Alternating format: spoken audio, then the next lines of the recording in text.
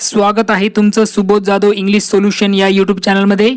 आज आपण घेणार आहोत इयत्ता 12वीचं सेक्शन 3 त्यामधील 3.1 समरी रायटिंग.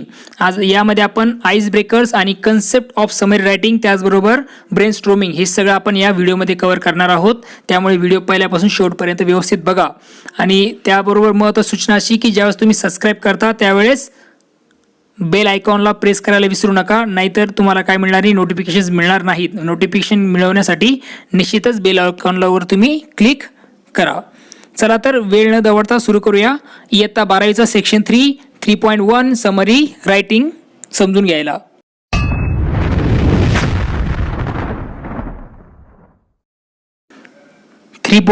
समरी रायटिंग ज्यालाच आपण म्हणतो सारांश लेखन. सुरुवातीलाच व्याख्या दिली बघा समरीची. समरी म्हणजे काय ते एक्सप्लेन करण्याचा प्रयत्न केला आहे तिथे. त्यामध्ये नंबर आपण वाचतोय मी. A summary is a record in the reader's own words that gives the main points of a piece such as a newspaper article, a lecture, a passage, a chapter or even a whole book. आता याच्यात काय दिलं बघा. A summary is a record in the reader's own words.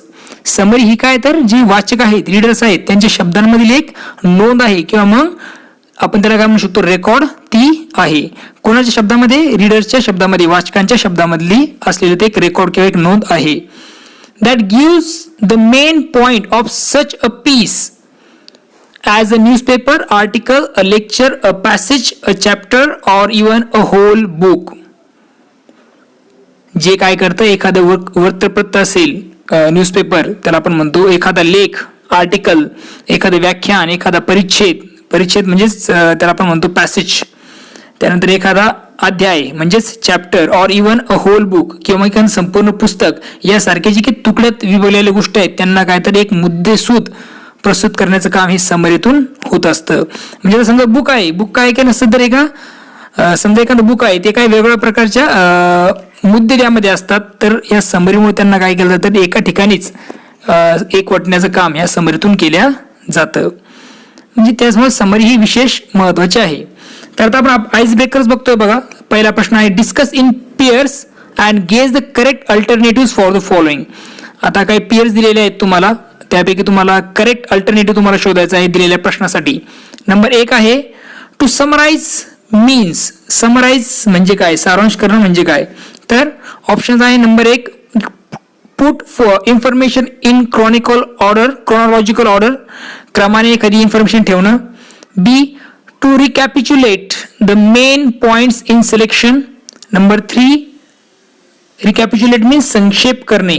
Okay, एखादे जे main points असतील ते संक्षेपमध्ये select करणं आणि त्यांना प्रेझेंट करणं. C to introduce new information, नवीन इन्फॉर्मेशन इंट्रोड्यूस करणं. D to write one's opinion about selection, जे सिलेक्ट केलेलं आहे त्याबद्दल काय देणं, ओपिनियन देणं. तर यामध्ये जे काही आन्सर असेल तर ते काय असेल बघा, मी सांगतोय त्याचा आन्सर. ब्रश घेऊया. ओके, तर आन्सरमध्ये आपण लिहू शकतो हे जे बी आहे ते काय करेक्ट आन्सर आहे. ते म्हणजेच कुठलं, to recapitulate the main points in selection. म्हणजेच काय तर एखादी गोष्ट काय तर जे सिलेक्ट केलेली गोष्ट आहे ती काय करणं तर मेन पॉइंट जे असतील ते सिलेक्ट केलेले त्यांना संक्षेपमध्ये प्रस्तुत करणं, त्याला आपण समराइज असं म्हणतो. सेकंड प्रश्न आहे the types of summary that consist of a paragraph to express the main idea is. Outline निश्चितच नाही, रिपोर्ट सुद्धा नाही, सिनॉप्सिस सुद्धा नाही, तर त्याचा आन्सर असणार आहे writing summary is the correct answer for that. म्हणजे जे काही टाइप्स ऑफ समरी आहे consist of a paragraph to express main ideas, ज्यातून काय केलं जातं पॅरेग्राफ मधून जो मेन आयडिया प्रस्तुत केली जाते त्यालाच काय म्हणतात, रिटन समरी असं म्हणतात. तर डी हे त्याचा आन्सर आहे. त्यानंतर आहे बघा देअर आर, पुढचा प्रश्न, there are various ways of incorporating other writers' work into your own writing. They differ according to the closeness of your writing to the source writing. Match the way of writing in brief given in column A with their description in column B. Okay, रायटरचे काय तर वेगळ्या पद्धतीने ते लिहितात. त्याच्या वेगवेगळ्या प्रकारच्या लिहिण्याच्या पद्धती आहेत. तर एका साईडला वेज ऑफ रायटिंग हे दिलेलं आहे, म्हणजे कुठल्या पद्धतीने लिहिले जातात त्याची पद्धती दिलेल्या आहेत. आणि एका साईडला दिलेलं डिस्क्रिप्शन. तर तुम्हाला ए आणि बी या कॉलम्स मॅच करायचे, म्हणजे वेज ऑफ रायटिंगला त्याचे डिस्क्रिप्शन, करेक्ट डिस्क्रिप्शन बरोबर तुम्हाला काय करायचंय, जोडायचं आहे. तर पहिला आहे बघा समरायझिंग. समरायझिंगचं कुठलं योग्य असू शकतं, तर ते असणार आहे समरायझिंगसाठी ई. कुठलं असणार आहे समरायझिंगसाठी ई, म्हणजेच इथं जे आहे आपण घेणार आहोत ई त्याचं आन्सर. समरायझिंगला आपण म्हणणार आहोत it includes main ideas into one own words. हे त्याचं आन्सर तुम्ही घेणार आहात. त्यानंतर आहे पॅराफ्रेझिंग. पॅराफ्रेझिंगचं तुम्ही घेणार आहात एफ. पॅराफ्रेझिंगचं तुम्ही घेणार आहात एफ. पॅराफ्रेझिंगचं आहे एफ. ते म्हणजेच it must be identical to the original and match document word by word. पॅराफ्रेझिंगला मराठीत म्हणतात अनुवाद करणे. तर इथं सुद्धा आपला काही ओरिजिनल जे आहे त्याला मॅच करण्याचं काम या डॉक्युमेंटमध्ये होतं, त्यामुळे ते त्याचा आन्सर आहे. त्यानंतर प्रिसाइज रायटिंग, नेमकं लिहिणं. प्रिसाइज म्हणजेच काय, नेमकं लिहिणं. तर याचं जे आन्सर असणार आहे ते म्हणजे तिसऱ्याचं, ते म्हणजे असणार आहे डी. तिसऱ्याचं काय असणार आहे, डी. ओके, तर हे तुम्ही आन्सर लिहू शकता तिसऱ्याचं. डी काय आहे, it includes taking broader segment of the source and condensing it slightly. Okay, condensing म्हणजे संक्षेप करणे. ओके, त्यानंतर आहे पुढचा, तो म्हणजेच कोटिंग.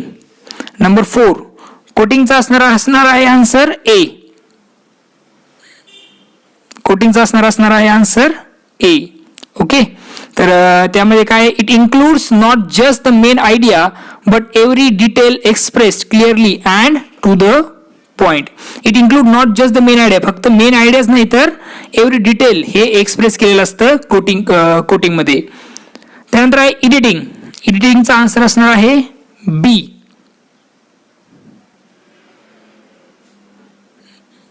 बी असणार आहे 5चा आन्सर. तर याचा आन्सर तुम्ही घेऊ शकता.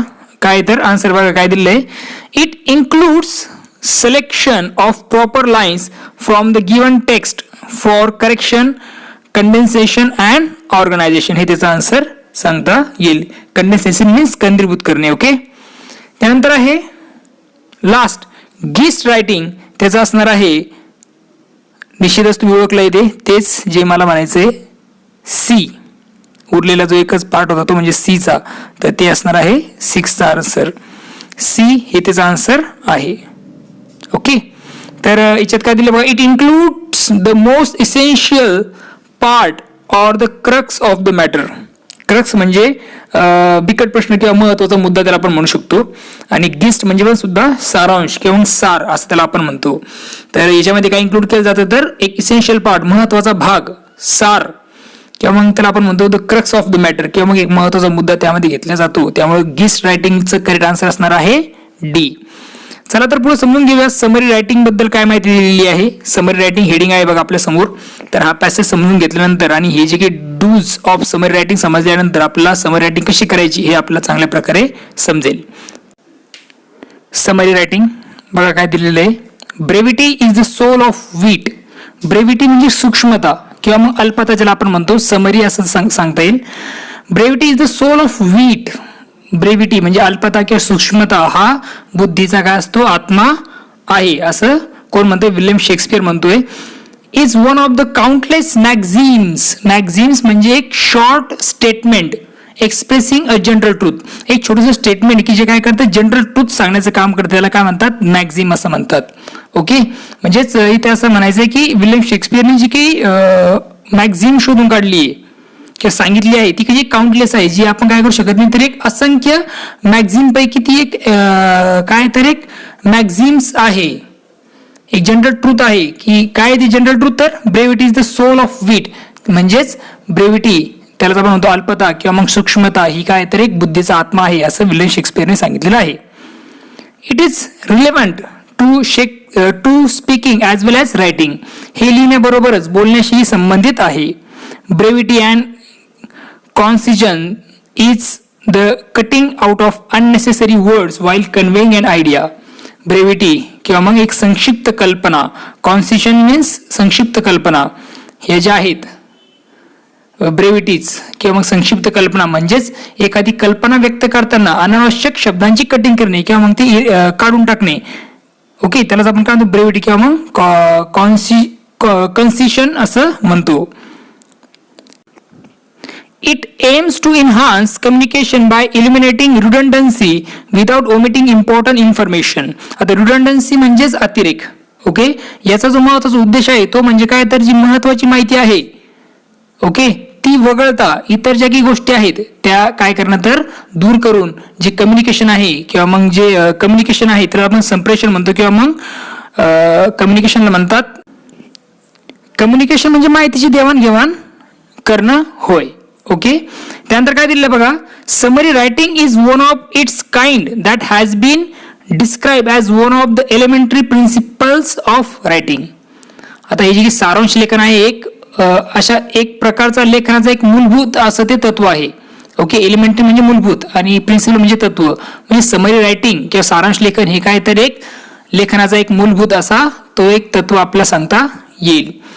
To speak what is required and to write what is necessary is a requisite towards the development of language skills. Okay, याचा अर्थ असा होतो की काय आवश्यक आहे ते बोलणं आणि जे आवश्यक आहे ते लिहिणं ही भाषा कौशल्यांच्या विकासासाठी खूप आवश्यक अशी बाब आहे. म्हणजेच to speak what is required जे गरजेचं आहे ते बोलणं आणि राईट व्हॉट इज नेसेसरी जे आवश्यक आहे ते लिहिणं हे काय तर भाषेच्या डेव्हलपमेंटसाठी किंवा ते कौशल्य डेव्हलपमेंटसाठी किंवा विकासासाठी ते आवश्यक आहे. It is important to be brief in written expressions. थोडक्यामध्ये काय तर जे लेखी आहे ते काय थोडक्यामध्ये एक्सप्रेस झालेलं कधीही काय असतं तर महत्वाचं की आवश्यक ती गोष्ट आहे. थोडक्यात काय करायचं तर एक्सप्रेस करायचं रिटर्नमध्ये हे काय तर खूप महत्वाचं आहे. त्यानंतर आहे to express in brief the main points of a written record is the summary writing skill that can be developed by practice. आता हे लेखी स्वरूपातले जे रेकॉर्ड असतं लेखी स्वरूपात जे एक्सप्रेस केलेलं रेकॉर्ड असतं ते थोडक्यात व्यक्त करणं म्हणजे सारांश लेखन होय. And that can be developed by practice आणि ते सराव करूनच ते विकसित केलं जाऊ शकतं. Summarising has a definite purpose. आता समरायझिंग सारांश ज्याला आपण म्हणतो त्याला एक काय तर निश्चित असा उद्देश आहे. The purpose of a summary is to give the reader a clear objective picture of the original text.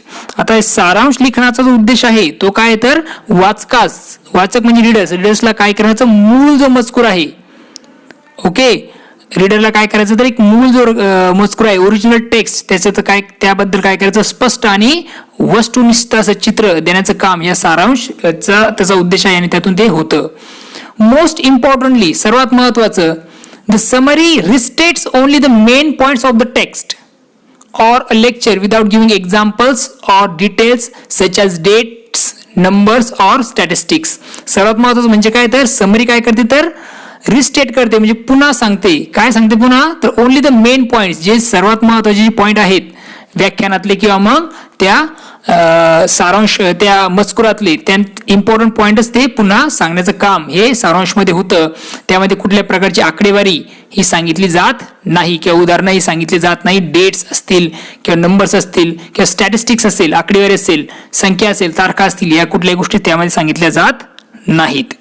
त्यानंतर आहे बघा पुढचा point dos of summary writing. Summary writing करताना काय करावं यासाठी काही पॉइंट दिलेले आहेत. त्यामध्ये नंबर 1 आहे बघा read and read the passage. दिलेला परिच्छेद जो पॅसेज आहे तो वाचा आणि पुन्हा वाचा. अंडरस्टँड समजून घ्या. रीड द इन्स्ट्रक्शन्स दिलेल्या सूचना वाचा. Find exactly what you need to summarise.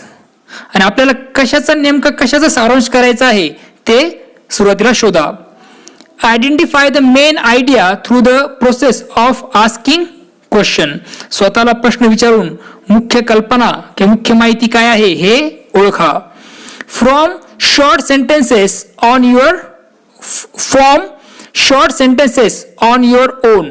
स्वतःची छोटी वाक्य तयार करा. Connect the sentences using linkers. आता सेंटेन्सेस तुम्हाला कनेक्ट करायचे कशाने? लिंकर्सला म्हणतो आपण कंजक्शन्स किंवा उभे आणि व्याव्य. कंजक्शन्स वापरून काय करा तर सेंटेन्स जे आहेत ते कनेक्ट करा, ते जोडा. Remove redundant words and sentences from the key sentences. redundant means निरर्थक. जे की निरर्थक असे वर्ड्स आहेत किंवा सेंटेन्सेस आहेत ते काय करा तर ते तुम्ही काय करा वगळून टाका. अनावश्यक किंवा अतिरिक्त शब्द आणि अनावश्यक असे वाक्य काय करा काढून टाका, असा त्याचा अर्थ होतो. ओमिट डिटेल्स, जे तपशील दिलेले आहेत ते काय करा वगळा. अवॉइड युअर ओन इंटरप्रिटेशन, आणि स्वतःचे स्पष्टीकरण जे आहे ते तुम्ही काय करा तर देणं तिथं टाळा. त्यानंतर पुढचा पॉईंट आहे डोंट्स ऑफ समरी रायटिंग. काय करायला नको समरी रायटिंग करताना, म्हणजे सारांश लिहिताना काय करू नये या संदर्भात त्यांनी एक डायग्राम दिली बघा. त्यामध्ये काय काय दिलेलं आहे? इन्क्लूड समाविष्ट करणे, काहीही समाविष्ट करू नका अतिरिक्त. एक्सक्लूड वगळू नका, इम्पॉर्टंट गोष्टी त्या वगळायच्या नाही आहेत. ऍड काहीही जोडायचं नाही स्वतःच्या मनाने. कमेंट म्हणजे टिप्पणी, म्हणजे स्वतःचं काही त्यावर कमेंट करायची नाहीये. त्यानंतर गिव्ह एक्झाम्पल्स, कुठल्या प्रकारचे एक्झाम्पल त्यामध्ये देऊ नका, नाहीतर मग ते समरी जी आहे ती समरी होणार नाही. त्यामुळे स्वतःचे काही एक्झाम्पल त्यामध्ये तुम्ही टाकायचे नाहीत. एक एक्झाम्पल दिले बघा. As an example let us take an article for summary. एक एक्झाम्पल दिले ते आपण काय करणार आहोत आता समजून घेणार आहोत. चला आता सुरू करूया. मग याचं एक्झाम्पल म्हणून समरी रायटिंगचा आपण काय करणार आहोत ब्रेन स्ट्रीमिंगचा प्रश्न घेणार आहोत. त्यापूर्वी काही स्टेप्स दिलेल्या आहेत बघा, इम्पॉर्टंट स्टेप्स ज्या आहेत समरी रायटिंगच्या. त्यामध्ये काय दिलेलं आहे? पहिली स्टेप्स ती म्हणजे रीड द आर्टिकल ट्वाइस. दिलेलं आर्टिकल जे आहे ते 2 वेळेस वाचा. त्यानंतर ask questions about the purpose of writing, आणि प्रश्न विचारा की ह्या रायटिंग मागचा उद्देश काय आहे, पर्पज काय आहे, लिहिण्याच्या मागचा उद्देश जो असेल त्याबद्दल प्रश्न विचारा. Number 3 identify the main idea, आणि त्यातील मुख्य कल्पना तुम्ही ओळखा. राईट द फर्स्ट ड्राफ्ट, पहिला ड्राफ्ट किंवा मग आराखडा किंवा मसुदा तयार करा. 5वी स्टेप आहे revise your first draft and edit it.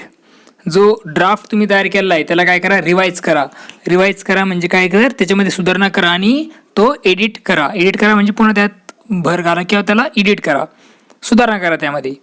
Write the final draft, शेवटचा जे टप्पा आहे तो म्हणजे काय तर शेवटचा टप्पा आहे फायनल ड्राफ्ट, म्हणजे अंतिम असा मसुदा तुम्ही काय करा तयार करा.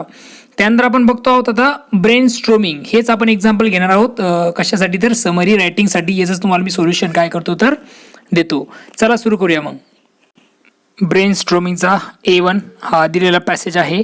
त्याची तुम्हाला समरी काय करायची तर लिहायची आहे आणि त्यासाठी तुम्हाला ज्या दिलेल्या स्टेप्स मी तुम्हाला सांगितल्या 6 त्या तुम्हाला काय करायच्या आहे फॉलो करायच्या आहेत. तर बघा अगोदर काय करूया पॅसेज समजून घेऊया काय दिलेलं आहे ते. Communication is a part of everyday's life. Communication जो आहे, कम्युनिकेशनला मराठीत म्हणतात देवाणघेवाण, विचारांची देवाणघेवाण किंवा मग संपर्क त्याला आपण म्हणू शकतो. इंग्लिशमध्ये त्याला एक्सचेंज ऑफ इन्फॉर्मेशन, माहितीची देवाणघेवाण असं म्हणतात. तर communication is a part of our everyday's life. आपल्या जीवनाचा किंवा दैनंदिन जीवनाचा एक अविभाज्य भाग तो म्हणजे काय तर कम्युनिकेशन आहे. We greet one another smile or frown depending on our mood. आपण काय करतो एकमेकांचं अभिवादन करतो कशानुसार आपल्या मूडनुसार, एकमेकांना हसून किंवा मग आपल्या मनस्थितीवर ते अवलंबून आहे. त्यानुसार आपण काय करतो हसून किंवा मग फसून एकमेकांचं काय करतो स्वागत करतो किंवा ग्रीट करतो, अभिवादन करतो एकमेकांना.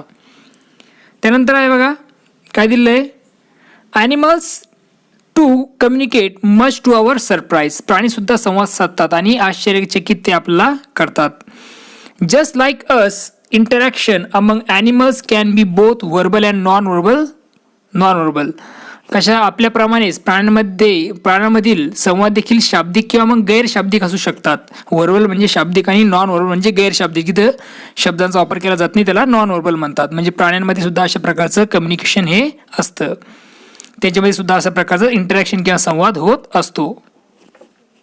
शाब्दिक किंवा मग अशाब्दिक ज्याला आपण म्हणू शकतो. Singing is one way in which animals can interact with one another.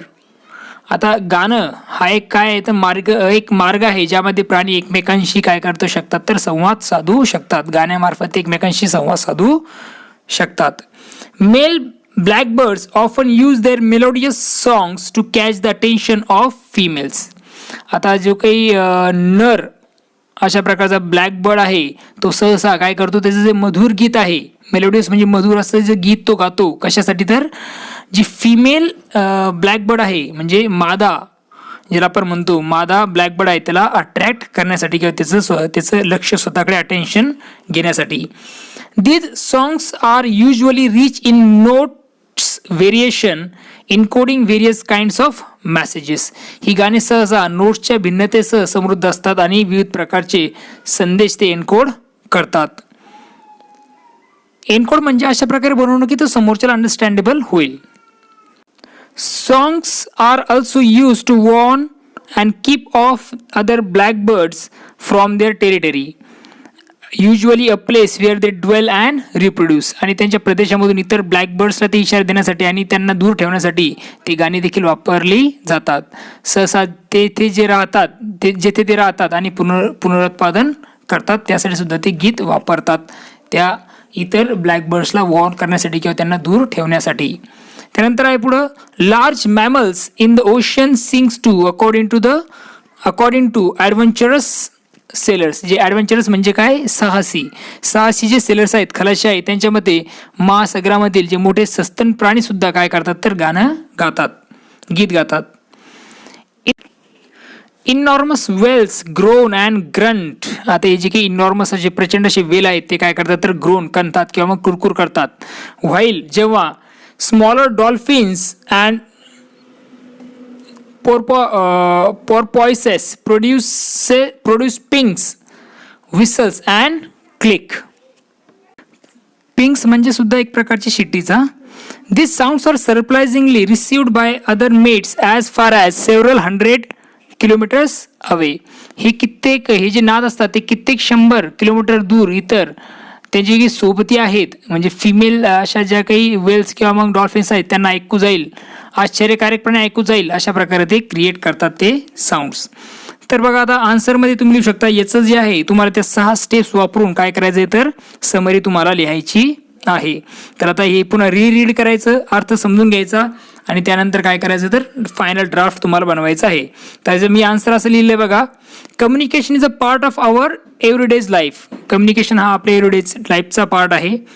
We communicate each other in different ways. आपण एकमेकांसोबत वेगवेगळ्या पद्धतीने कम्युनिकेट करतो. Similarly animals also communicate. आणि त्याचप्रमाणे ॲनिमल्स सुद्धा काय करतात एकमेकांसोबत संपर्क साधतात. They also interact like humans through verbal or non verbal mode. ते सुद्धा ह्युमन सारखंच काय करतात तर वर्बल म्हणजे मौखिक आणि अमौखिक मोडमध्ये काय करतात संपर्क साधतात किंवा इंटरॅक्ट करतात, संवाद साधतात. Male blackbirds use their sweet voice to catch the attention of females. जे की मेल ब्लॅकबर्ड्स आहेत ते काय करतात त्यांच्या सुंदर अशा आवाजाचा वापर करतात कशासाठी, त्या फिमेल ब्लॅकबर्डला काय करण्यासाठी स्वतःकडे अटेन्शन त्यांचं कॅच करण्यासाठी किंवा त्यांना अट्रॅक्ट करण्यासाठी. The song also warn other blackbirds of that area. आणि जे त्या एरियातले ब्लॅकबर्ड्स आहेत इतर त्यांना सुद्धा या आवाजाने काय होतं तर एक वॉर्निंग मिळून जाते. Similarly mammals sing to attract males as far as hundreds of kilometers away. आणि त्याचबरोबर जे सी मॅमल्स असतात ते काय करतात त्यांच्या मेट्सला त्यांच्या फिमेल्सला अट्रॅक्ट करतात कशाने तर गाणं गाऊन. आणि त्यांची फिमेल्स असतात ते हंड्रेड्स ऑफ किलोमीटर्स अवे असतात तरी सुद्धा ते गाणं गाऊन काय करतात त्यांना अट्रॅक्ट त्यांच्याकडे करतात. अशा प्रकारे तुम्ही त्याचा आन्सर लिहू शकता. त्यानंतर 8.2 त्यातला पहिला प्रश्न आहे बघा, कट रिड्युडंट वर्ड्स. जे रिड्युडंट वर्ड्स आहेत त्यांना कट करायचे तुम्हाला. We are often inefficient in our language using more words than necessary. आपण काय असतो बऱ्याच वेळेस आपण आपल्या लँग्वेजमध्ये इनएफिशियंट असतो त्यामुळे आपण मोर दॅन जे गरजेचे नाही ते वर्डसुद्धा आपण वापरतो. Consider the following phrases, find 5 more redundant words. तुम्हाला काय करायचे आणखी नाही 5 रिड्युडंट वर्ड्स तुम्हाला फाइंड आउट करायचे आहेत. तर हे काही दिलेले आहेत आपल्यासमोर, तर मी 4 दिलेले आहेत. तर कसे असतात बघा, सर्कल अराउंड त्यालाच आपण काय म्हणतो सर्कल, म्हणजे अराउंड हा शब्द लिहिण्याची गरज नाही. राईट डाऊन इथं फक्त राईट हा शब्द तुम्ही लिहिला पाहिजे, म्हणजे राईट डाऊन ऐवजी फक्त राईट लिहा, म्हणजे अननेसेसरी वर्ड सुद्धा आपण वापरतो. ॲडेड बोनस फक्त बोनस म्हणा. Get to the point as quickly as possible फक्त गेट टू द पॉईंट असं म्हणा. क्लोज प्रॉक्झिमिटी फक्त क्लोज म्हणा. ड्युरिंग द कोर्स ऑफ फक्त ड्युरिंग हा शब्द तुम्हाला वापरायचा आहे. जे निष्काळन म्हणजे ज्यांची गरज नाही, जे शब्द वापरले जात आहेत अनावश्यक शब्द, ते काय करायचे आहेत, आपल्याला गाळायचे आहेत. मग इथं आपण काय केलं, अराउंड शब्द गाळला, डाऊन शब्द गाळला, त्यानंतर ॲडेड हा शब्द गाळला, त्यानंतर गेट हा शब्द आपण गाळला, त्याचबरोबर ॲज क्विक ॲज पॉसिबल हा शब्द आपण कमी केला. म्हणजेच जे गरजेचे शब्द तेच वापरायचे. आता आन्सरमध्ये बघा, कनेक्ट टुगेदर फक्त कनेक्ट घ्या, सराउंडेड टू ऑल साईड्स फक्त सराउंडेड घ्या, रिटर्न बॅकला फक्त रिटर्न घ्या, त्याऐवजी रिटर्न बॅकऐवजी बॅक शब्द ओळखून टाका, पझलिंग मिस्ट्री फक्त मिस्ट्री हा शब्द तुम्ही घ्या. त्यानंतर पुढचा पॉईंट आहे त्यातलाच A2 ॲक्टिव्हिटीमधलाच दुसरा क्वेश्चन आहे, avoid adverbs. Adverb clutter up your copy. Okay, you can usually live without them. तुम्ही काय होऊ शकता, त्यांच्यासोबत सुद्धा, त्यांच्याशिवाय सुद्धा तुम्ही राहू शकता. Here are some examples. काही एक्झाम्पल्स इथे दिलेले आहेत. Okay, that usually a good thing to do. Okay, answer directly दिलेलं मी, तर तुम्हाला काय करायचं, फक्त जी इटॅलिक वर्ड आहे ते तुम्हाला डिलीट करायचे. तर इटॅलिक जो पहिला त्यामध्ये युजली हा इटॅलिक आहे, तर तो डिलीट केल्यानंतर काय राहतं, that a good thing to do, that's fairly good coffee. Fairly delete केलं तर that's good coffee. I totally agree, तर तुम्ही लिहू शकता I agree. Actually I disagree. Actually हा शब्द उडवला तर काय राहील, आय डिसॲग्री. त्यानंतर आहे third, one word substitution. One word substitutions are words that replace a group of words or a full sentence effectively without creating any ambiguity in the meaning of the sentence. आता हे जे काही असतात one word substitution, यामध्ये काय केलं जातं, तर एक वर्ड रिप्लेस केला जाईल किंवा ग्रुप ऑफ वर्ड सुद्धा काय केले जातात, रिप्लेस केले जातात, आणि त्यामुळे कुठल्याही प्रकारचा गोंधळ हा निर्माण होत नाही वाक्याच्या अर्थामध्ये. तर काही एक्झाम्पल दिले बघा. त्यामध्ये नंबर 1 आहे, the life story of man written by himself, त्याला ऑटोबायोग्राफी म्हणतात.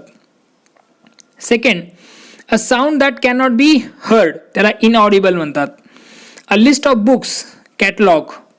आणि D, a sentence whose meaning is unclear, त्याला ॲम्बिग्युअस असं म्हणतात. आता हे जे शब्द आपण वापरले, ऑटोबायोग्राफी, इनऑडिबल, कॅटलॉग, ॲम्बिग्युअस, हे शब्द जे आहेत ते रिप्लेस करतात ह्या लॉंग सेंटेन्सला किंवा लॉंग वर्ड्सला. तर आपल्याला असे काय करायचे, आणखीनही शब्द तुम्हाला शोधायचे आहेत. तर मी काही शोधलेत बघा, ते तुम्ही वापरू शकता तुमच्या आन्सरमध्ये, किंवा तुम्ही आणखीनही शोधू शकता. तशा प्रकारचे बुकमध्ये शोधू शकता, इंटरनेटवर तुम्हाला ते मिळून जातील. लॉस्ट कॉन्शियसनेस, त्याला म्हणतात फेंटेड, थकलेला. मेंबर ऑफ काउन्सिल, त्याला म्हणतात councillors. Then a group of people chosen to give advice or to make rules, त्याला काउन्सिल म्हणतात. गेट अप फ्रॉम स्लीप, त्याला अवेक म्हणतात.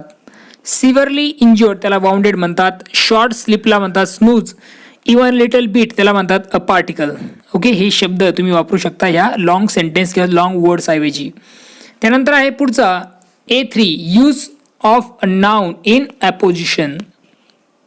आता ॲपोजिशन म्हणजे काय बघा, apposition is a grammatical construction in which two elements, normally noun phrase, are place side by side with one element serving to identify the other in a different way. The two elements are said to be in apposition. Apposition can be used to make the compound sentence short and simple. Appositionचा वापर केला जातो compound sentence बनवण्यासाठी, short आणि simple. आता इथे example दिले बघा, Neha is the eldest child and she is very intelligent. मग याला तुम्ही काय करू शकता, कंपाऊंड सेंटेन्स बनवू शकता. Neha their eldest child is very intelligent. Here Neha and their eldest child are the same person. Okay, तर अशा प्रकारे तुम्ही ते बनवू शकता. मग एक्झाम्पल आपण काही एक्झाम्पल आपल्याला सांगायचे, तर आपण यामध्ये घेऊ शकतो. Nalanda was once the educational capital of world, it is now in ruin. Nalanda comma once the cultural capital of the world is now in ruin. My best friend is an engineer, he live in Mumbai. My best friend comma an engineer live in Mumbai. त्यानंतर transforming complex to simple. आता complex सेंटेन्सला तुम्हाला काय करायचं, simple sentence बनवायचे by using phrases like to or using noun phrase instead of a clause. यासाठी to याच्यावर मी एक व्हिडिओ बनवला स्पेशल, यूज ऑफ टू. तर तो तुम्ही बघू, तो व्हिडिओ बघा, जेणेकरून तुम्हाला ही कन्सेप्ट आणखी चांगल्या प्रकारे क्लिअर होईल. Simple sentence to complex sentence बनवताना कशा प्रकारे टूचा वापर केला जातो हे आता आपण अभ्यासणार आहोत, आणि याच्यासाठी एक व्हिडिओ पण मी बनवलेला आहे, तो तुम्ही बघू शकता. तर याचं डायरेक्टली आन्सर मी तुम्हाला इथे देतोय. ॲपोजिशनचा सुद्धा मी व्हिडिओ बनवलेला आहे, तो तुम्ही बघू शकता. त्याचं डायरेक्टली मी सध्या आन्सर तुम्हाला दिलेले आहे तिथे. त्यामध्ये तुम्हाला ॲपोजिशन म्हणजे काय हे तुम्हाला क्लिअर कट कळेल त्या व्हिडिओमध्ये. तर आधी इथे आपण टू टूचा वापर करतोय. पहिले एक्झाम्पल आहे बघा, त्यांनी दिलेलं काय, Nagpur is a city where oranges grown. Orange grow in Nagpur. The old man is so weak that he cannot walk. The old man is too weak to walk. Change the following sentences into simple. दिलेले जे वाक्य आहे ते simple सेंटेन्समध्ये convert करा. Number 1, mister Rohit is the member and he is also the director. Answer लिहू शकता तुम्ही, mister Rohit is the member and director. हे त्याचं आन्सर आहे. सेकंड एक्झाम्पल आहे, the room is so small that it can not accommodate many people. Answer लिहू शकता तुम्ही, the room is too small to accommodate many people. आता हे कसं येतं त्यासाठी तुम्हाला मी सांगितलं की रिमूव्ह टू ॲड टू हा तुम्हाला व्हिडिओ माझा बघावा लागेल, त्यावेळेस तुम्हाला तो क्लिअरली कळून जाईल. You have to prove that you are innocent. आन्सरमध्ये लिहू शकता तुम्ही, you have to prove that you are innocent. He was late so he walked in a great hurry. Answer, being late he walked in a hurry. आता चौथी A4 activity आहे. ती काय तर ती तुमची स्वतःची स्टुडंट ॲक्टिव्हिटी ती तुम्ही करायचं आहे. त्यासाठी तुम्हाला कुठले बुक वाचायचं आहे आणि त्याची सामरी तुम्हाला तुमच्या मनाने लिहायची आहे. त्या स्टेप्स तुम्हाला फॉलो करायचे ज्या चॅप्टरमध्ये एक्सप्लेन केलेल्या आहेत त्या. हे आहे पहिला प्रश्न. आणि दुसरा प्रश्न जो आहे, find some professionals that require the skill of summary writing and reading. Write them in your notebook. काही प्रोफेशन्स तुम्हाला बघायचे, त्यासाठी लागणारे स्किल्स तुम्हाला अभ्यासायचे आहेत आणि ते तुम्हाला नोटबुकमध्ये लिहायचे. हे सुद्धा काय तर स्टुडंट ॲक्टिव्हिटी आहे. मुलांनी स्वतः ते अटेम्प्ट करायचे. त्यासाठी इंटरनेटचा वापर तुम्ही करू शकता. आय होप दॅट तुम्हाला समरी रायटिंग हा कन्सेप्ट समजला असेल. काही अडचण असेल तर मला कमेंट सेक्शनमध्ये कळवा. आणि बघत राहा सुबोध जाधव इंग्लिश सोल्युशन हे YouTube channel. Like, share, subscribe करायला विसरू नका. आणि सबस्क्राईब करताना बेल आयकॉन प्रेस करा, जेणेकरून तुम्हाला नोटिफिकेशन येत जातील. चला पुन्हा भेटूया नवीन व्हिडिओमध्ये. तोपर्यंत बघत राहा सुबोध जाधव इंग्लिश सोल्युशन हे YouTube channel. Subscribe with bell icon. Thank you and take care.